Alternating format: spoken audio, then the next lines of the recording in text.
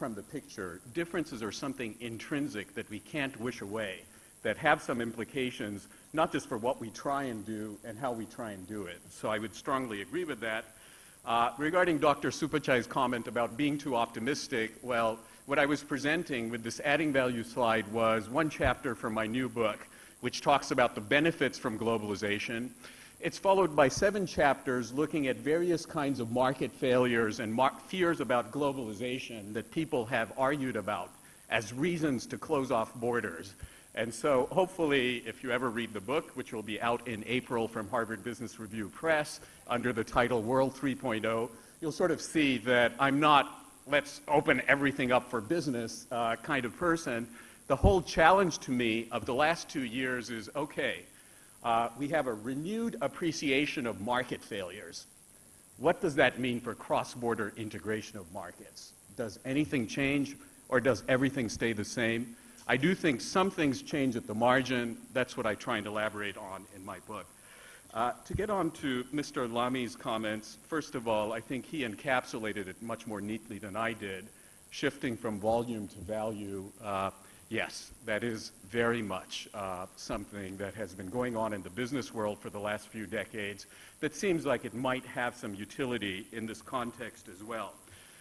Specific topic of value and value added, I strongly wish that I had adjusted trade data that I could properly divide by the GDP numbers. Not finding those in the WTO publications, I did the next best thing. I called an IMF staff economist who's published on the issue on the Journal of Political Economy and asked him, how much would you adjust the reported trade numbers by, which is where I ended up with 20%. But beyond that, very serious issue here, and given where we are, let me just dramatize it with an example. So people have done studies, take an iPod that retails in the US for $170. It says made in China. It's all counted against the US trade deficit with China. Deconstruction by US-based academics of what goes into an iPod suggests a Chinese value-added component of somewhere between $2 to $5 per iPod. Or to use the car example, the estimates that I've seen in North America suggest that effectively the average car costs the Canadian-US border about 5 times. And so the concerns about inflation and the concerns about the public policy backlash that they lead to, I think are very well worth underlining one more time, even though Mr. Lamy laid them out so well. The one slight issue I would take is the notion that administrative barriers are the only things that governments can tackle. I think of the Chinese government's promotion of English speaking as a great example of a government consciously trying to address key cultural barriers that affect interactions with the rest of the world, until such time as the world learns Chinese, of course, at which point these English lessons will not be necessary. And I think that so as one, or thinking about the geographic barriers that I talked about, those might seem immutable. For instance, we all know that one of Africa's big problems is that it's far away from world markets in general, and there's no way that we're going to physically reposition Africa closer to those world markets.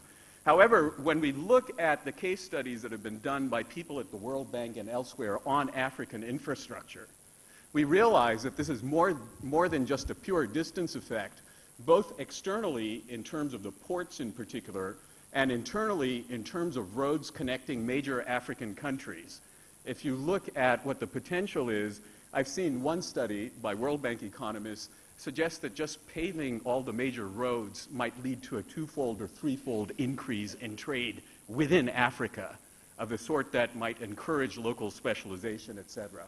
So that's why I do think that the policy space extends a little bit beyond the administrative barriers to thinking about what other kinds of things can one do to focus on promoting trade that is in fact valuable, because obviously not all trade is valuable, something that Mr. Lamy also highlighted. Turning very quickly to some of the other points, I think that you raised the question, Archana, about small and medium enterprises. I would say 2 things. First of all, the international supply chain picture that Mr. Lamy drew, I think is more conducive rather than less conducive if I think of Indian automotive suppliers, for instance, and how they grew up. Some of them are fairly large companies now, but a lot of these were very small operations that Maruti and other companies invested heavily in building up. The second point I'd like to suggest is that for small and medium enterprises, the agenda goes well beyond physically shipping merchandise back and forth. What we're talking about is as much importing ideas and openness as a source of gains in that regard.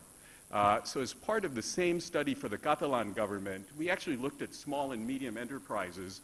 And one of the remarkable things was the very strong link you could see between the innovation performance of even a small and medium enterprise and actually engaging in imports, which is not what the policymakers wanted to hear. They wanted to hear about export promotion mechanisms, and we had to remind them that if you think about it from an economic perspective, and people ranging from John Stuart Mill to Danny Roderick have talked about this, the reason you export, in some sense, is because you can import and get stuff more inexpensively than you might be able to do on your own.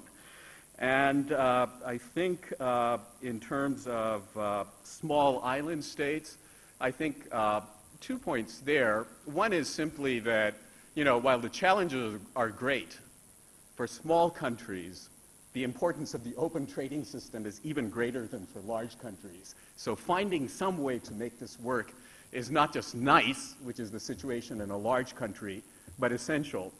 The second thing that comes to mind is I recently met the Singaporean Foreign Minister, George Yeo, in Barcelona. We're making chit-chat. I asked him, where are you going to next? He said, I'm going to Andorra, San Marino, and the Vatican. I did a little bit of arithmetic. Singapore, a small country, but these are micro countries. Singapore is 60 times the population of Andorra and 6,000 times the population of the Vatican. So I was a bit perplexed and asked him why. He said, you're looking at this thing the wrong way. Remember that there are 100 countries with 10 billion people or fewer at the UN. One of the areas in which we have leverage, which we consciously try and cultivate as Singapore, is by actually getting these countries together so that they form on issues of common interest, a common bloc. So that might be something else to think about. And finally, I think in terms of just sort of close with something very relevant to today's agenda, in terms of facilitation, I didn't catch the name, but the ambassador who spoke last at the end there talking about labeling barriers being linguistic barriers in labeling being a problem for within African trade. Again, it's a reminder of how much even seemingly innocuous matters border, that the US-Canadian case has seen the great jelly bean war. Jelly beans, this may be a culturally specific reference, are these small little condiments. And it turns out that one major issue that's aroused a lot of interest in Canada is the fact that Canadian jelly beans cannot be sold in the US because the label, while written in the same English, has to present different information. And so if you think of all the duplication of a second set of packages, keeping separate inventories, etc., Stephen Harper was exasperated enough to complain that he didn't think the sovereignty of Canada was about to fall apart because of the jelly bean. But that's just a reminder that even in situations that seem very similar, there are a lot of invisible barriers that need addressing. Thank you very much.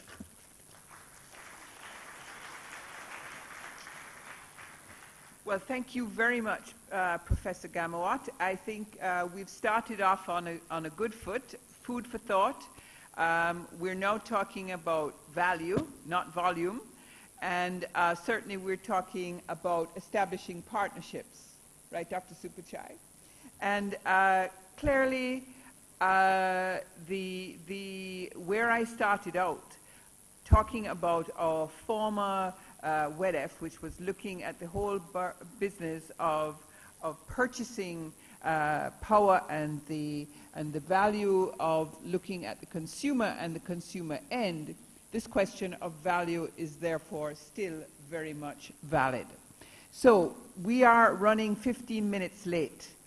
I'm going to ask you, we're supposed to have a coffee break now.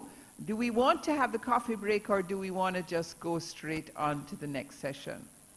A vote. Who wants to go straight